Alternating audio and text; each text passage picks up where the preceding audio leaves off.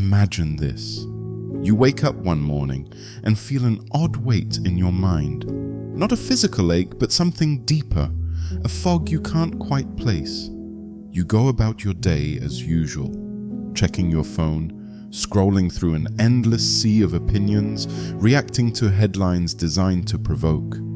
You feel informed, aware, smart even, but then something unsettling happens.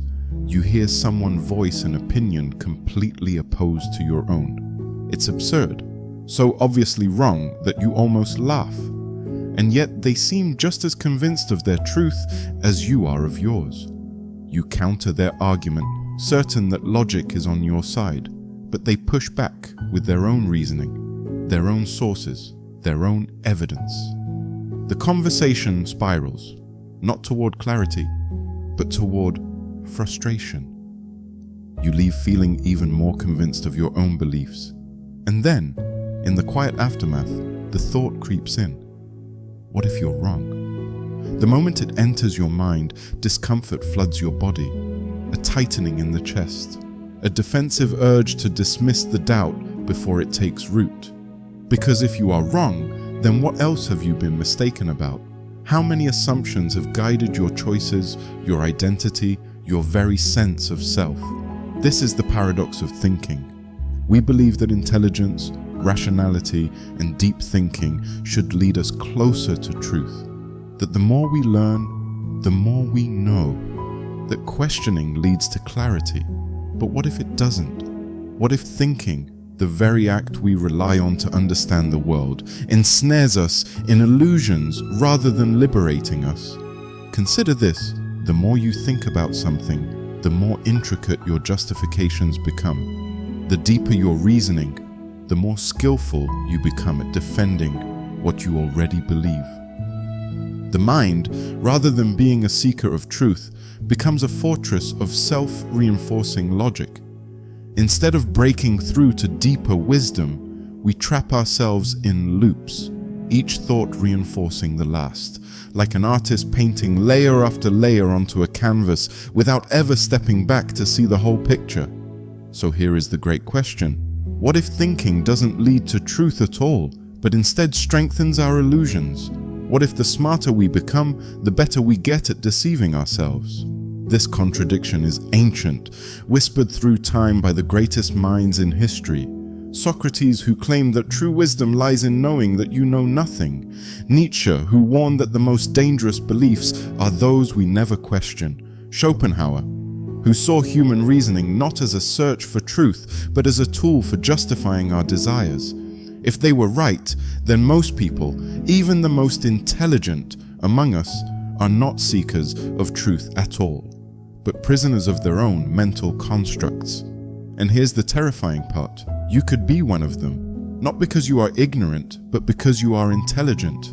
Because the more capable your mind, the more elaborate the cage it builds around itself.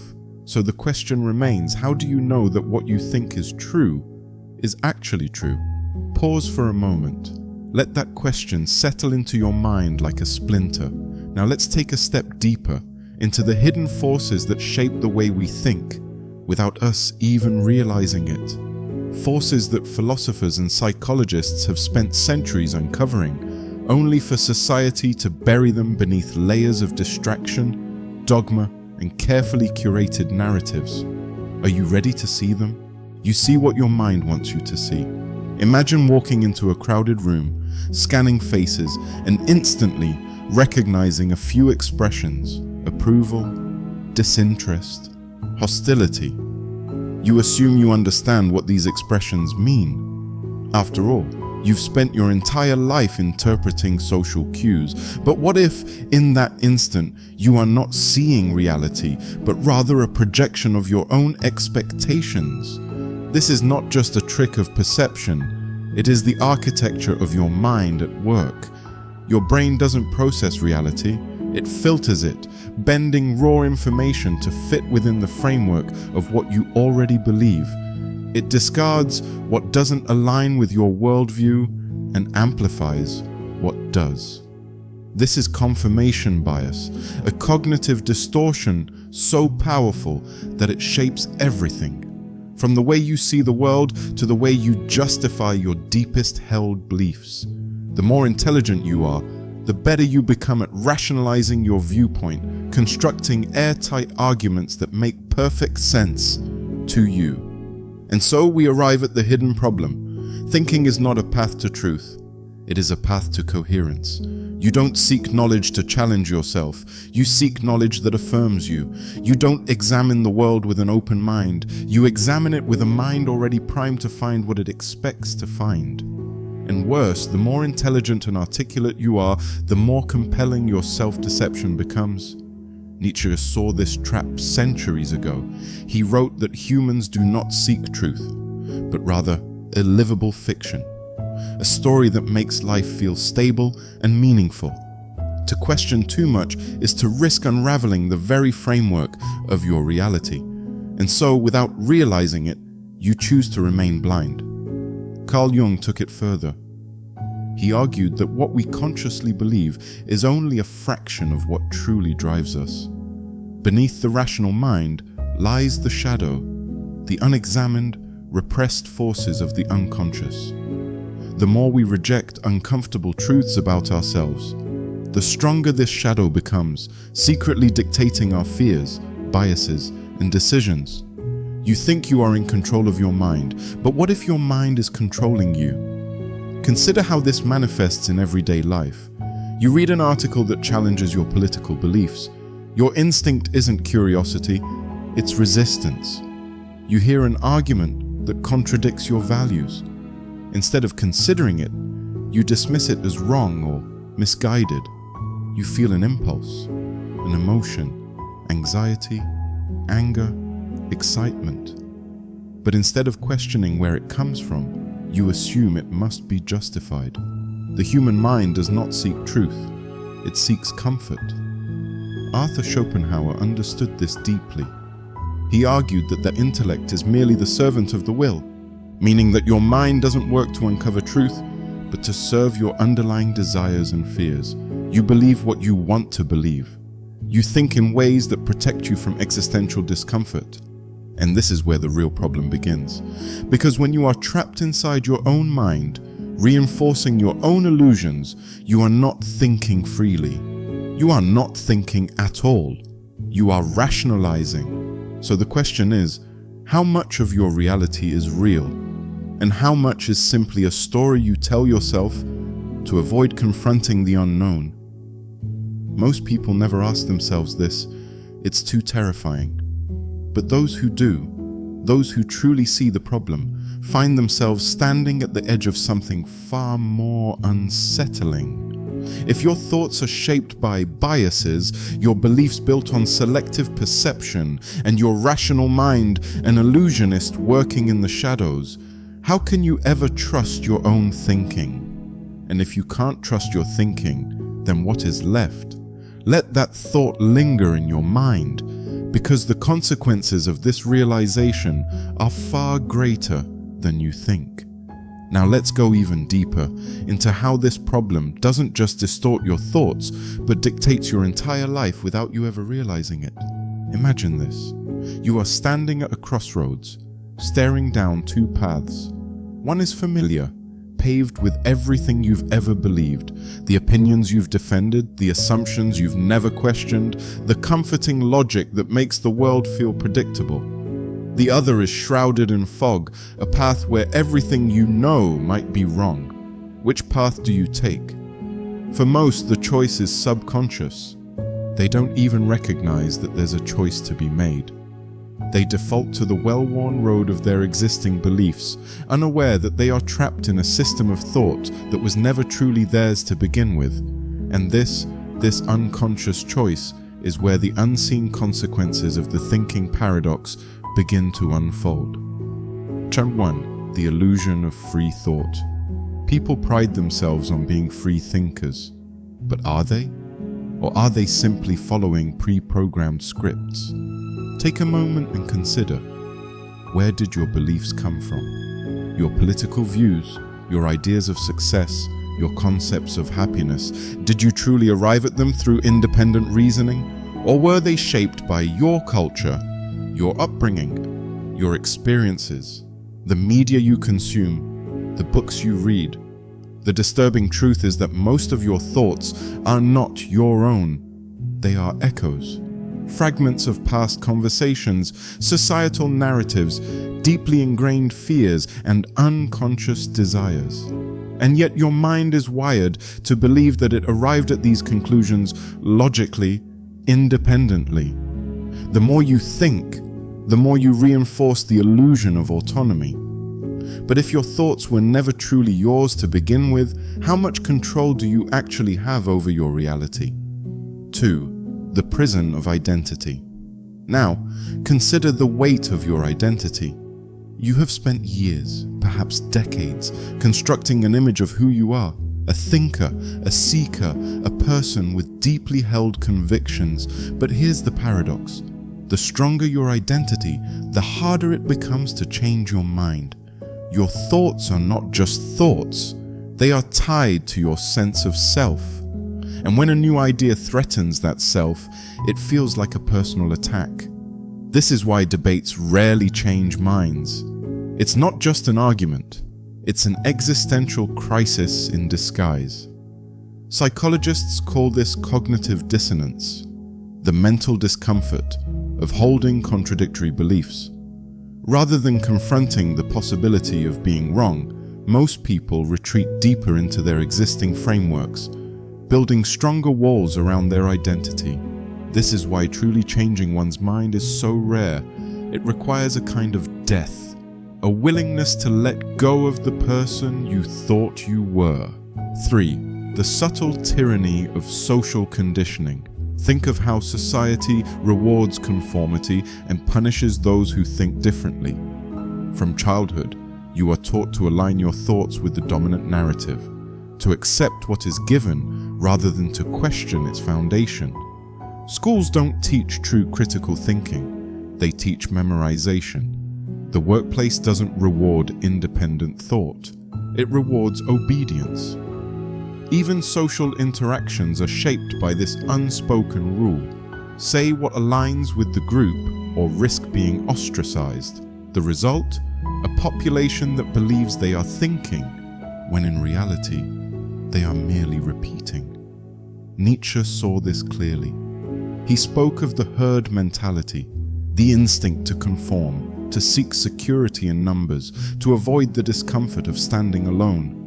The few who break free from this cycle often face resistance, labeled as radicals, outcasts, or threats to order. 4. The weaponization of intelligence. You might think that intelligence would be a safeguard against these traps, that smarter people would be more capable of seeing through illusions. But the opposite is often true. The more intelligent someone is, the better they become at rationalizing their own biases. Intelligence does not necessarily lead to truth, it leads to more sophisticated justifications. A highly educated person can construct a flawless argument for a completely false belief, reinforcing their own delusions rather than dismantling them. This is why history's greatest atrocities were not committed by fools, but by people who truly believed they were right. 5. The quiet despair of the unquestioned life. But perhaps the greatest consequence of all is the most subtle. The slow erosion of wonder, the death of curiosity. When you believe you have figured it out, when you stop questioning, when your thoughts settle into predictable loops, you stop growing. Your mind becomes a closed system, and with it, so does your perception of life itself. And this is the greatest tragedy of all, because what if the most important thing is not what you think, but your ability to keep thinking, to remain open, to embrace uncertainty, to resist the seductive comfort of knowing? What if true intelligence is not about having the right answers, but about never ceasing to ask the right questions? And if that is the case, what happens when a person loses the ability to question altogether? This is where the true danger lies. Most people never realize they are trapped. They live entire lifetimes inside the prison of their own minds, mistaking their cage for the entire world. But for those who see the bars, for those who recognize the illusion, there is only one path forward. to break free. But how? Let's go even deeper. Let's talk about the rebellion, the way to escape the thinking paradox and reclaim your mind. Imagine this, you're standing in front of a mirror, but this isn't just any mirror. It doesn't reflect what you expect to see. Instead of your familiar face, it shows something deeper.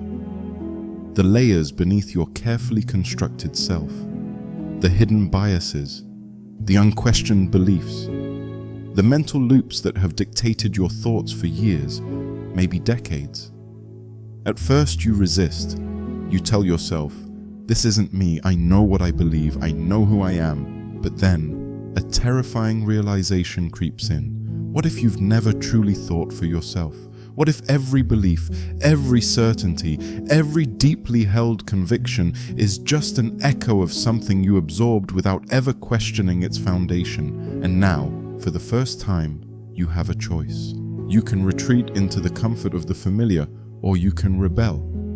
1. The first step, the art of radical doubt. To break free from the thinking paradox, you must be willing to doubt everything, even yourself.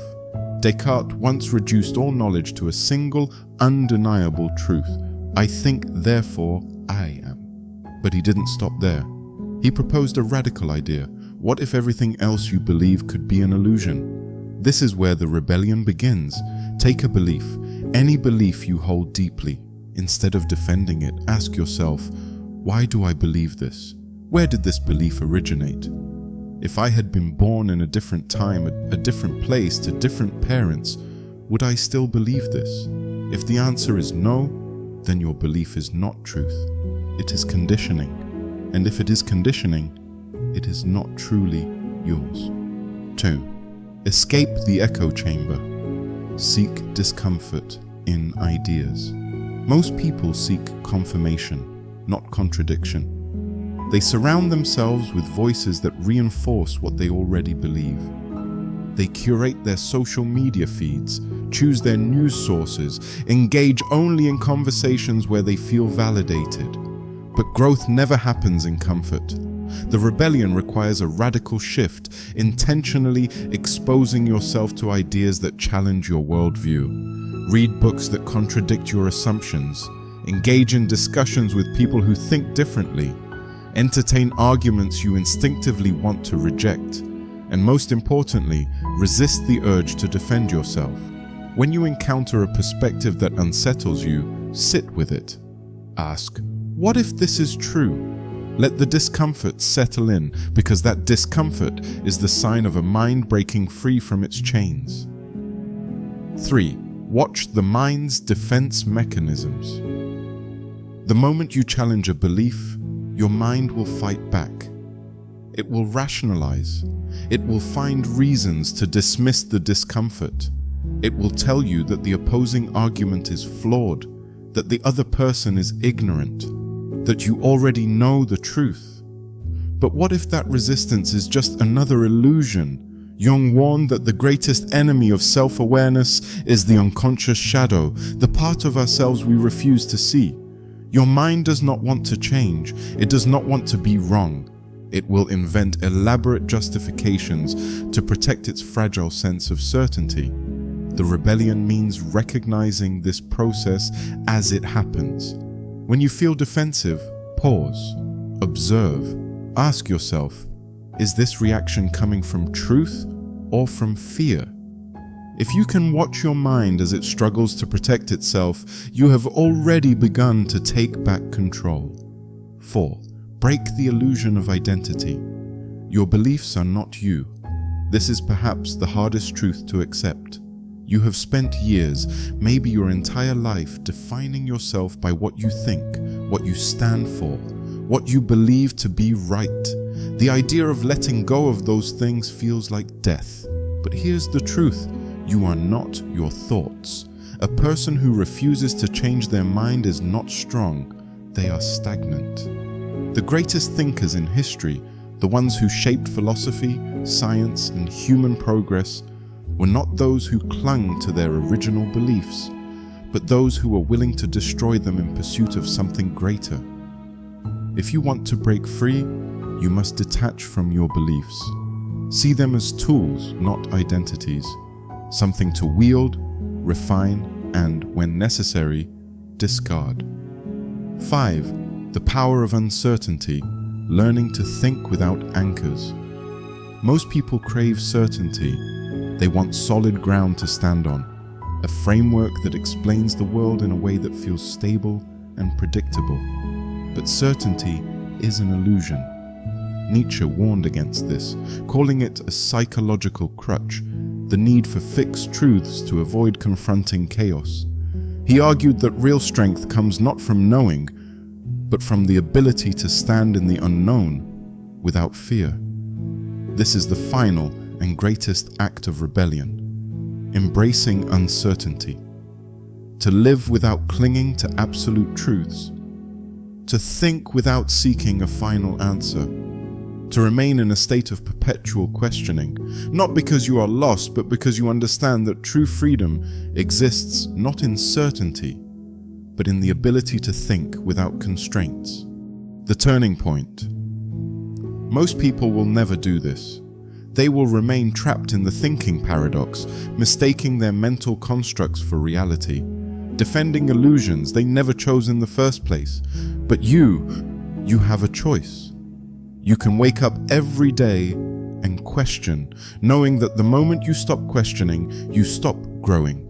You can detach from your beliefs, seeing them as temporary, fluid, evolving. You can abandon the need for certainty and step into the vast, terrifying, exhilarating unknown. And if you do, you will no longer be a prisoner of your own mind. You will have broken free. But there is still one more step, one final truth that must be faced, the realization that changes everything. Let's go deeper. Let's uncover the ultimate truth. Imagine this. You're standing at the edge of a vast, infinite abyss. There is no railing, no guide, no map, just the raw, unsettling expanse of uncertainty stretching before you.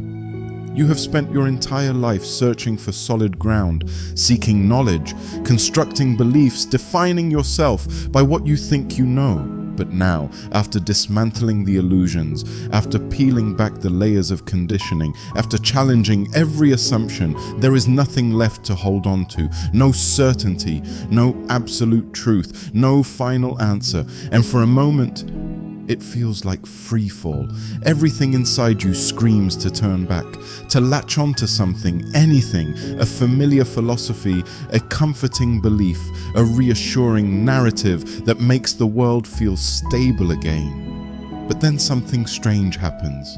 Instead of falling, you realize you are floating. For the first time, there is no weight, no rigid framework constraining your mind.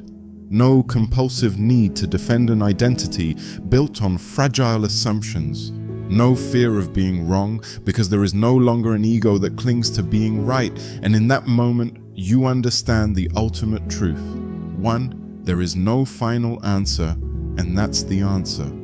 Every system of thought, every philosophy, every ideology is, at its core, a human attempt to simplify the infinite. Religions promise cosmic order. Science seeks patterns in the chaos. Philosophies construct meaning where there may be none. Psychology dissects the mind as if it can be fully understood. But reality is not something that can be neatly categorized. The universe does not conform to our need for certainty. The mind is not a machine that can be fully mapped. The human experience is not something that can be reduced to a set of formulas, axioms, or ultimate truths. And that is the paradox. The moment you accept that there is no absolute truth, you are free. Free from the need to defend beliefs, free from the anxiety of not knowing, free from the rigid frameworks that once dictated your thoughts. 2. Meaning is not discovered, it is created. For centuries, humans have searched for meaning as if it were a buried treasure. Something hidden in philosophy, religion, or science, waiting to be uncovered. But what if meaning is not something you find? What if meaning is something you build? Jean-Paul Sartre understood this. He argued that existence has no inherent purpose, only the meaning we choose to give it. To seek an external answer is to misunderstand the very nature of reality. The responsibility is ours. We are not passive recipients of meaning. We are its creators. This is terrifying at first. There is no cosmic script, no divine blueprint, no universal answer to the question of why we are here. But this is also the most liberating realization of all.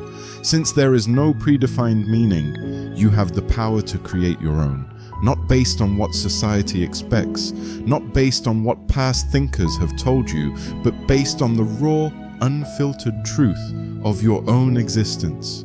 And in that moment you realize you are not lost, you are free. 3.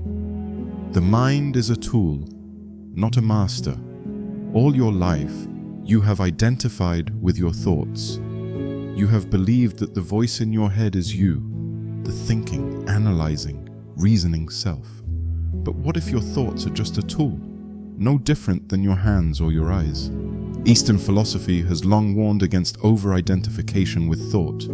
The Taoists teach that wisdom comes not from clinging to knowledge, but from letting go of the mind's need for control. The Buddhists argue that true understanding comes not through thinking, but through direct experience. The West, in its obsession with rationality, has overlooked this. We mistake thinking for being. But the ultimate truth is this: you are not your thoughts. You are the awareness that observes them. Thought is a tool, useful, powerful, but only when wielded with intention.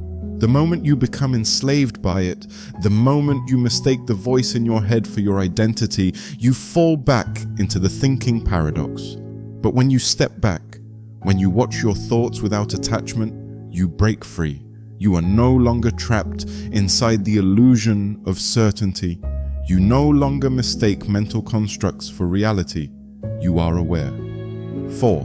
The final leap, living without chains. So what now? If there is no absolute truth, no fixed meaning, and no need to cling to thought, what does it mean to live freely? It means to think without attachment, to hold ideas loosely like tools rather than identities, to embrace uncertainty not as something to be feared, but as the natural state of existence, to create meaning not by seeking external validation, but by choosing what matters to you. To observe the mind, watching thoughts come and go without being controlled by them, and above all, to live fully and presently in the raw reality of each moment, without the need for certainty. This is the final rebellion, the moment when the paradox collapses and thinking no longer imprisons you, it liberates you. The echo of the abyss, most people will never reach this realization. They will spend their lives caught in the thinking paradox, mistaking their beliefs for reality, mistaking mental constructs for truth. They will fight to defend ideas they never truly questioned, clinging to identities built on borrowed assumptions. But a few, a rare few, will step beyond. They will break free from the need for certainty. They will learn to think without attachment. They will see the abyss not as something to be feared, but as something to be embraced. And when they do, they will understand what few ever do. There is no final answer. There is only the endless unfolding of awareness, the limitless freedom of a mind no longer chained to illusion. And in that freedom, for the first time, they will truly be alive.